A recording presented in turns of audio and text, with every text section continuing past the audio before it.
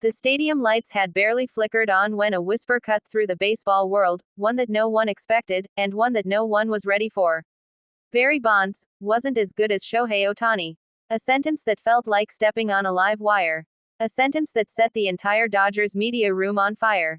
For a moment, everything froze.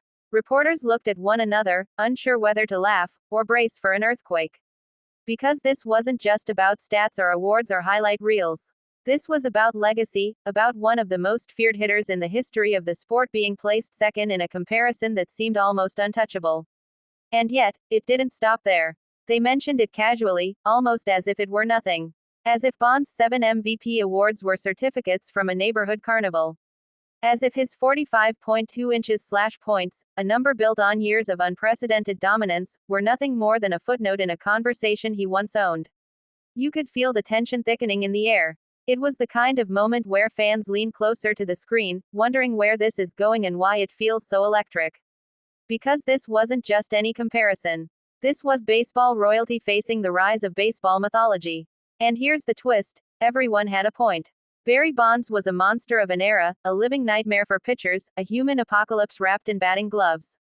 You didn't pitch to him, you survived him. Every swing threatened to rewrite the record book, and every at-bat demanded national attention.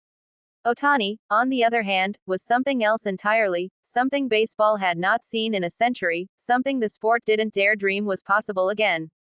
A man who didn't just break rules, he erased them and wrote his own.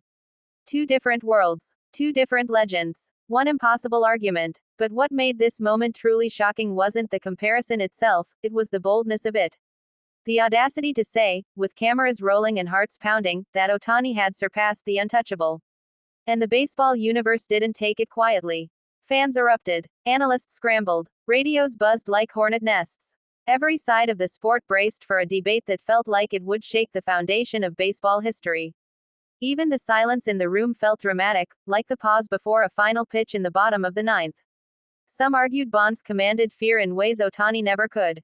That pitchers walked him intentionally not out of strategy but out of survival. That no-hitter before or after captured the league in a chokehold of pure dominance quite like he did. Others countered that Ohtani wasn't just rewriting baseball, he was redefining it. That hitting and pitching simultaneously at elite levels wasn't just impressive, it was supernatural. That if Bonds was a force of nature, Ohtani was a cosmic anomaly. And in the middle of the storm sat a quiet truth, both men carried more weight on their shoulders than anyone could measure. But the Dodgers media didn't back down. They insisted Ohtani's two-way brilliance, his impact on modern baseball, his global presence, and his historical uniqueness placed him on a different pedestal, a pedestal even Bonds couldn't reach. It wasn't blasphemy to them. It wasn't disrespect. It was evolution. Still, there was something cinematic about the tension. Something almost spiritual about comparing these two giants of different ages. You could feel the heartbeat of baseball pulsing through every argument, every replay clip, every debated stat.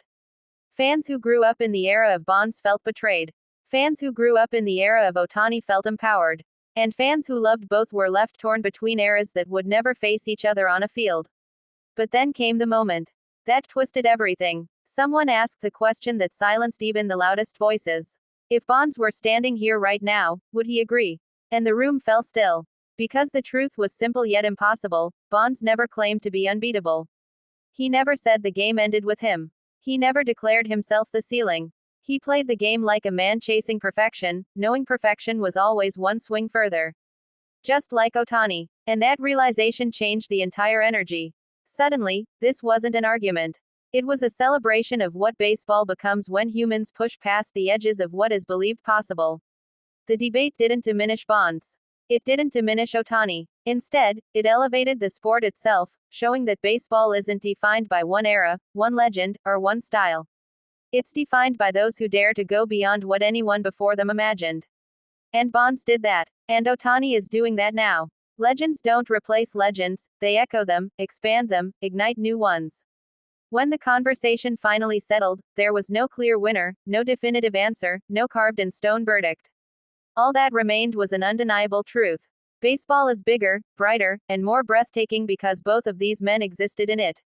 And perhaps that's the real ending. Not who was better. Not who had more slash points or more MVPs. But the simple, powerful fact that generations of fans were lucky enough to witness greatness, twice. Bonds redefined fear, Ohtani redefined possibility. And together, they remind us why we keep watching. Why we keep arguing. Why this game refuses to let go of our hearts. Because legends don't die. They evolve. They collide. They inspire. And in that collision between past and present, between Bonds and Ohtani, lies the very soul of baseball, timeless, unforgettable, and forever chasing the next impossible moment.